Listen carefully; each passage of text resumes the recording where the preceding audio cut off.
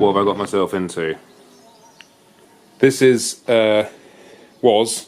an R1M Yamaha 2016, and I'm in the process, if you can see, it's a bit small in here. By the way, this is like a typical sized UK garage. I can pretty much touch each side of it. This is what we get in the UK. This is like standard. Most houses don't even have a garage.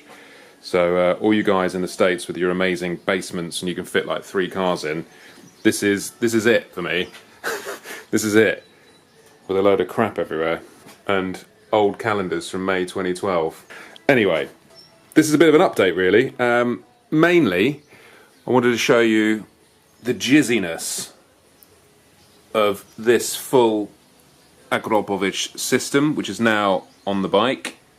This is the full race system, available from the Yamaha parts website, and it is pretty insane. I think a couple of you might have seen some pictures on Instagram that I posted the other day of it literally spitting flames. We'll turn it on in a minute and see if we can get it to flame up. But yeah, I just thought I'd give you guys a bit of an update on what's going on. So this is a strip down in order to put some track fairings on, to ride it on circuit without worrying about damaging these, which I think retail, they're about, the full R1M fairing kit retail from Yamaha is about 5,000 quid, which is just, it's kind of bonkers really, it's a bit stupid. So I wanted to take those off, and I've got some other fairing parts over there which I'll come to later. But yeah, it's been quite a struggle, to be honest, getting all this stuff off here when you don't really know what you're doing, and I'm a bit of a mechanical noob. However, this bike is actually fairly easy to strip down. It's all quite intuitive, and this is the whole headlight assembly. I thought when I first started that I'd have to take out all the different individual headlights and the lasery bits and the LED bits, but actually this all kind of comes off in one unit. I should really have recorded doing it, but to be honest with you, I'm a bit nervous. I've been a bit nervous about stripping this down because it's a very expensive bike and I didn't want to screw it up. So I started off like, oh, I'll just undo this little bit, oh, I'll just do that, and then just basically just thought, fuck it, it's my bike, and just committed. You never get anything done unless you fully commit, so with that in mind, I just started getting stuck in. What was the worst bit? Probably the tail, which I've left on because I wanted to. This isn't a video about how this bike's going to look necessarily, because I'm still kind of playing with some ideas. But this may give you a little bit of a hint of the rough direction I'm going. I wanted to get something to match this tank, and I still want it to feel like an M. Because it is an M, it's quite a special, iconic bike. So I still wanted it to feel pretty cool. I mean, I could have painted it blue or whatever, but I don't see the point really. It's kind of, you know, you've bought the most expensive one, you may as well show off about it and be tarty. So I wanted to do a kind of homage to that original scheme. So I found this is like a chrome wrap, which I found in the garage. Can you see my hand reflecting in it? And originally I bought that for my old Honda because I was going to wrap the belly pan in that, and it's just been sat in the garage for ages, so I just thought, you know what, I may as well use it. And it actually goes quite well with the brushed tank, which I'm going to leave exposed. And I know it's expensive and you can get all sorts of tank covers for it, but I thought, it's an M, that's why you bought it, show it off. So this is a full carbon fibre tail unit, Kevlar lined in there. That's kind of what the old Honda looked like, and it's kind of inside out. I was going to go Kevlar for this, but I've kind of done that, so I'm moving on a little bit and just want to get just be a bit different really. I feel like I've done the Kevlar thing. You know, I wanted, again, it doesn't really suit this bike. It's quite a metallic-y, metal Terminator 2 sort of don't know, it feels very, very metallic, and Kevlar doesn't feel very metallic to me as a material. But anyway, I digress in wanky, bloody, arty-farty stuff. So at the moment, I'm going to keep the wheels as well. Can't really afford to do anything else, so they're staying. I've got some other nice little carbon bits. This is a little hugger from Carbon Conquest. Again, a bit like the HP4 stuff, you can find a 10% discount on the rewards code system we do, so I'll stick that in the link in the description. That's 10% off all carbon fibre for all makes of bikes, etc. Provided, obviously, they provide it, Carbon Conquest. I've got some Spider rear sets to go on here. Again, you can get 10% off on the website. I'll put a code up for those, so they should be quite nice.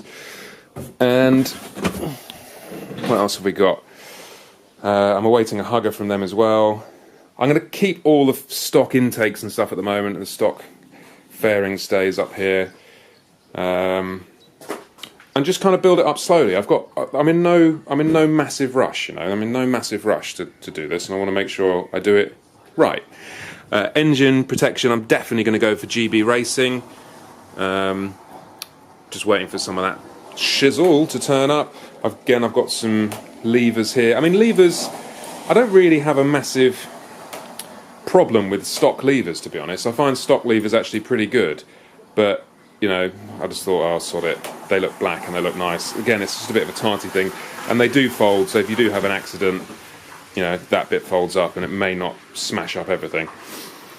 Again, that's a Yamaha, official Yamaha part. I think Gillies Tooling make them. How do you say it? Gillies. What else has been a bit of a problem? This has been a bit of a problem, actually. This is... Oh, we've gone all dark. Sorry, I just changed the ISO quickly, so if it's gone grainy, that's why. So this thing, which is flapping around, is actually the ECU. Oh, good craftsmanship. And the stock panels, this is mounted inside with some heat shielding here, so I've got a bit of work to do here to try and figure out how to mount this nicely, and I think I'm probably going to take advantage of this standard stock part, which kind of sits in there. Yeah, this feels a bit fragile to me, so I need some bit of work to do there. I've got this dirt here. This is a bit of a wiring mess, but it all seems to be pretty compact and tidy, at least. And I'm going to leave all the stock. I'm not going to bother going and changing the loom and all that rubbish. It's a bit of a nightmare. Obviously, the forks, they're Öhlins electronic suspension ding dang doodly dods. So that's the technical name, of course. They're staying. That's the forks and the shock, so we'll see how we get on with them. Interestingly, I have preferred running it in the manual mode on track. It seems to have a little bit more grip and a little bit more feedback. And interestingly, it seemed to help the braking. And I don't know whether that's because under braking the forks are compressing a little, stiffening a little bit, which gives you that vagueness. So that could be something to do with the brakes. I do definitely want to change the brakes somehow. And I'm just going to start with the cheapest option, which is sticking some decent pads in it. For a lot of OEM parts are designed, you know, those pads will be designed to go for 4,000, 5,000 miles on a normal road use, so they're going to be very hard, and I think we need to get some more bite into that system. This is the old stock can with the cat on it, and it weighs an awful lot. So with all these bits that I've stripped off, we've already reduced the weight considerably. So yeah, so I've already stripped out quite a lot of weight. I mean, there's an amazing amount of panels. In fact, this is the ECU panel actually here. So that's the heat protection foam stuff, and the ECU sits in there. But all of this stuff, it all adds up. You know, you think, oh, it's not going to make much difference. But if you shave a bit of weight off wherever you can, I mean, ideally, you know, if it was full-time track bike, which I still haven't decided, I still want to be able to ride it on the road.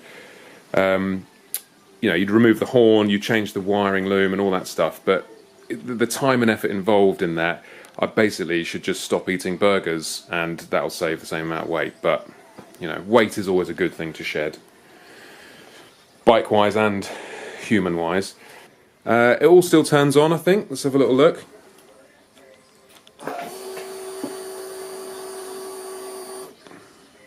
Yeah.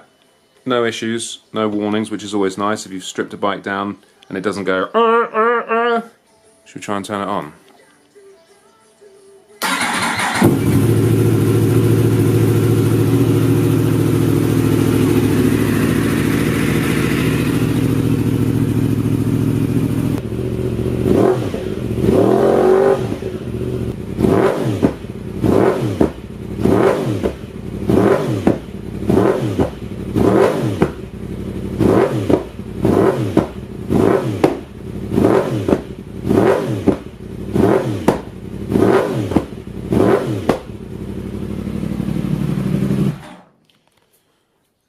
Sorry neighbours, is that working? Hopefully a bit more of le flammage.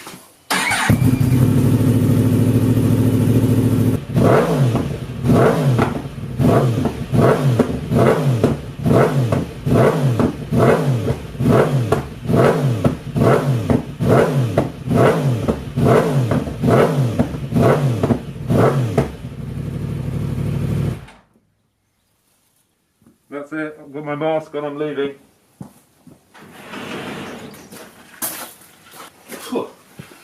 Okay, door's open. Well, it was open anyway, but it's open more now. Okay, I'm going to go inside before I die. So yeah, I don't know what sort of track's going to let me on with that noise level, but the baffle actually does a pretty good job of calming things down. I'm just going to stand outside because it's a bit smelly. I don't quite fancy passing out just yet. So yeah, so that's the status really. I just wanted to give you guys a bit of an update. You can see all the lovely Kevlar inside that. We'll go on to that later. I'll do that in another vid. Once I've got the design right that I want to do, because I kind of want to make this into like a 44 race bike. So all the companies we work with I want to use as sponsors basically, so it kind of effectively helps me out and becomes a bit of a advertising thing really, I suppose. I know you're going to go, oh, fucking advertising, but you know, it helps you guys out as well. So I don't think it's not like I'm sucking off the teat and I've just got a load of adverts for Durex on the bike, which I don't mind, Durex, if you want to get in touch. So indeed, this is a full-on jizz machine. By the way, jizz machine stickers are back in stock at the moment, so they're in the shop. I'll put a link in the description, and I've got some carbon fibre ones here and some reflective mirrored ones which are going to go on this, and maybe a gold one just because I like gold, because I'm kind of into that whole Peter Stringfellow strip club thing.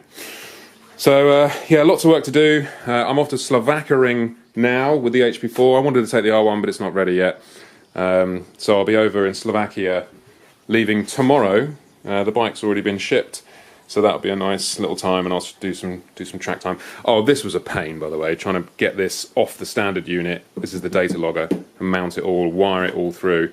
It's a bit of a mess under there. Anyway, looking forward to it. Thank you all for watching.